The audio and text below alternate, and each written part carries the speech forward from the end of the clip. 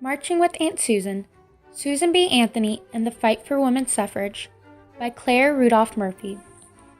In 1896, women were treated very differently than they are now. Bessie was not allowed to do all of the fun things her brothers were able to do. As the men of her family got to go on a hiking trip, Bessie was stuck at home with her mother to host a tea party. Bessie complained and complained. Why couldn't she go hiking? Why did she have to stay at home and help with this tea party? Her mother explained that a very special guest would be at the tea party they were hosting. The special guest was Susan B. Anthony, an activist for women's suffrage. After talking to Susan B. Anthony, Bessie realized that there were a lot of things that girls weren't allowed to do that boys could.